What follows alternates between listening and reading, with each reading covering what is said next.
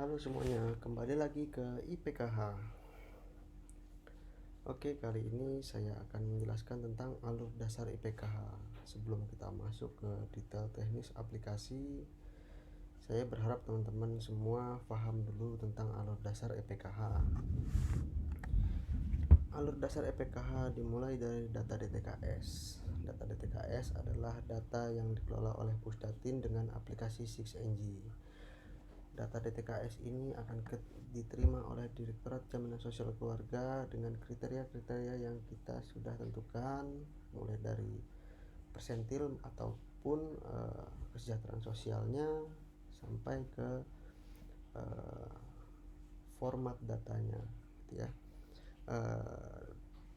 Dalam proses validasi sendiri ini sangat panjang, mulai dari cleansing data, penyesuaian data format, import data ke dalam IPKH sendiri. Selanjutnya juga ada penetapan calon KPM yang akan dikirimkan ke masing-masing daerah dan akan dimappingkan ke teman-teman pendamping untuk dilakukan validasi. Ya, output data proses validasi ini adalah eligible atau non eligible. Jadi hanya dua output data validasi, eligible atau non eligible. Teman-teman pastikan bahwa KPM layak atau tidaknya dengan menyatakan eligibilitas pada kuesioner.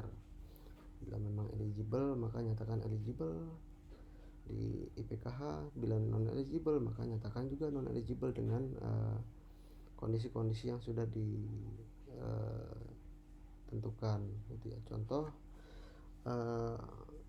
secara visual KPM ternyata rumahnya sudah besar, maka dia sudah tidak layak menjadi KPM PKH karena dianggap mampu, atau ternyata di lapangan secara visual layak, gitu ya, rumahnya sangat memprihatinkan, tapi ketika masuk ke dalam rumah dicek kepemilikan komponen atau kategorinya, ternyata mereka tidak memiliki komponen atau kategori, maka tetap dianggap tidak layak karena pada dasarnya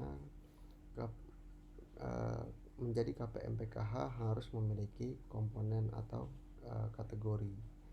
Inilah yang disebut oleh biasa disebut CCT atau Conditional Cash Transfer. Jadi untuk mendapatkan bantuan harus memenuhi kondisi-kondisi tertentu. Yang pertama adalah kategori atau komponen. Selanjutnya, data yang sudah divalidasi dan eligible atau layak akan masuk data KPM PKH dan akan masuk proses penyaluran. Untuk data validasi tidak melalui siklus tahapan dan akan langsung masuk ke proses penyaluran untuk tahap pertama. Jadi untuk tahap pertama tidak dilihat lagi dia komit atau tidak, tapi dia otomatis akan masuk ke proses penyaluran, gitu ya. Setelah ditetapkan kepesertaan dan masuk penyaluran, di tahap berikutnya bahkan masuklah ke siklus tahapan.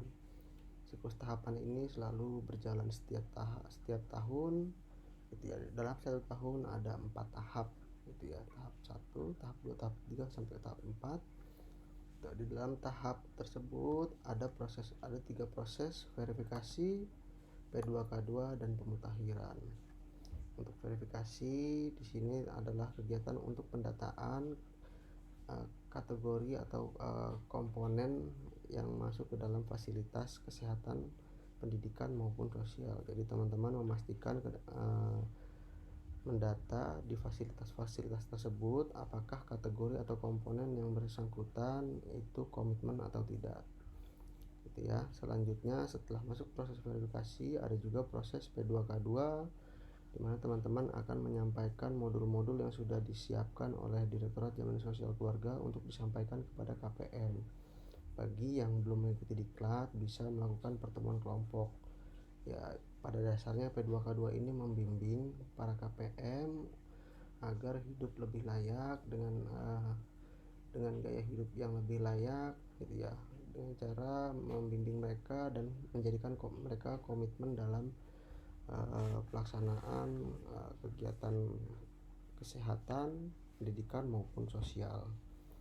Selanjutnya masuklah proses pemutahiran. Dalam proses pemutahiran di sini adalah kegiatan pengkinian data. Jadi teman-teman pastikan lagi data yang difinalisasi nanti adalah data yang benar-benar data terkini gitu ya. Banyak strategi untuk pemutahiran data, bisa datang langsung ke rumah KPM gitu ya dengan home visit ataupun saat kegiatan P2K2 atau pertemuan kelompok gitu. Teman-teman pastikan KPM benar-benar memiliki komponen atau kategori, dan pastikan lagi KPM memang masih layak mendapatkan bantuan atau tidak gitu ya. Selanjutnya setelah masuk ke proses pemutahiran, kita masuklah ke proses final closing. Di dalam final closing sendiri ada kegiatan temporary closing atau simulasi finalisasi gitu ya. Simulasi final closing itu. Jadi untuk temporary closing sendiri nanti koordinator kabupaten atau kota akan melakukan simulasi final closing dan akan menganalisa data yang akan ditetapkan nanti, apakah sudah sesuai atau belum, apakah sudah benar atau belum gitu ya. Kalau belum maka akan di temporary closing ulang. Temporary closing tidak harus tanggal 5. Temporary closing bisa dilakukan kapanpun, setiap saat pun bisa, setiap hari bisa, setiap minggu bisa, setiap bulan bisa gitu ya. Silahkan strategikan, silahkan rencanakan kapan melakukan temporary closing untuk berkoordinasi lagi dengan teman-teman pendamping, apakah datanya sudah benar atau belum. Nah teman-teman pendamping juga jangan lepas tangan ketika ada proses temporary closing. Pastikan KPM dampingan masing-masing sudah masuk ke final closing gitu ya. Jangan sampai ada data-data KPM yang belum masuk final closing. Faktor tidak masuknya data KPM ke dalam temporary closing atau final closing adalah pertama, tidak memiliki kategori. Yang kedua, memiliki kategori tetapi tidak punya fasilitas. Maka pastikan ketika dampingan teman-teman memiliki komponen kesehatan, maka pastikan memiliki fasilitas kesehatan yang terdaftar. Atau komponen pendidikan, pastikan anak sekolah memiliki fasilitas pendidikan yang terdaftar gitu. Selanjutnya setelah final closing, hasil final closing akan dibuatkan berita acara yang akan dikirimkan ke Direktorat Jaminan Sosial Keluarga dan akan ditetapkan oleh Direktorat Jaminan Sosial Keluarga gitu ya untuk dilakukan penyaluran. Nah, penyaluran sendiri melibatkan Himbara untuk proses penyaluran bantuannya menggunakan KKS ya. Dari Himbara akan melaporkan kembali ke Direktorat Jaminan Sosial Keluarga mana yang berhasil disalurkan, mana yang gagal disalurkan gitu ya. Di dalam proses penyaluran sendiri sebelumnya ada proses pengecekan OMSPAN, akan dicek lagi sebelum disalurkan apakah rekening-rekening yang akan disalurkan ini benar-benar aktif gitu ya. Nah teman-teman juga pastikan tuh di setiap dampingannya rekeningnya memang masih aktif gitu. Kadang-kadang ada yang rekeningnya ternyata tidak aktif, kadang-kadang ada yang rekeningnya ternyata pasif atau beda nama gitu ya. Nanti di detail teknis akan saya jelaskan kenapa tidak bisa tersalurnya karena OMSPAN tersebut gitu ya. Ada yang karena beda nama, kenapa bisa beda nama, itu nanti saya jelaskan secara detail di video selanjutnya. Tapi kita fokus ke rekon pendamping gitu ya. Setelah rekon bank atau pelaporan bank hasil penyaluran akan direkon oleh pendamping.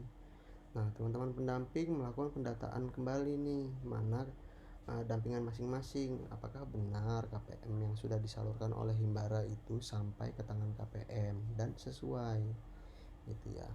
Nilai sesuai atau tidaknya ada di data SP2D yang dipegang oleh koordinator kabupaten gitu ya. Data tersebut bisa dilihat di EPKH gitu ya. Dengan nilai bantuannya sekian, maka pastikan apakah benar bantuan yang diterima kalau diterima apakah sesuai atau tidak diterima dengan kondisi-kondisi lainnya gitu ya, misalkan KKS-nya ternyata belum terdistribusi atau KKS-nya rusak atau memang terjadi bencana atau masalah geografis yang sulit untuk melakukan pencairan. Silahkan laporkan di IPKH. Jadi sarana rekon pendamping ini adalah sarana teman-teman untuk melaporkan kasus-kasus alasan tidak terjadinya penyaluran pada KPM gitu. Selanjutnya setelah proses penyaluran maka akan masuk ke siklus tahapan yang baru. Nah, IPKH akan membuka siklus tahapan selanjutnya gitu ya. Selain itu juga Direktorat Jaminan Sosial Keluarga akan melaporkan data yang sudah disahkan atau di SK-kan ke Pusdatin untuk diolah oleh Pusdatin.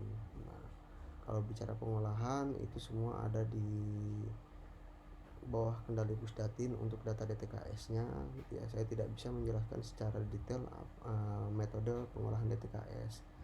Tapi pada dasarnya kita sudah melaporkan setiap tahap hasil final closing, hasil data SK, bahwa data kita sudah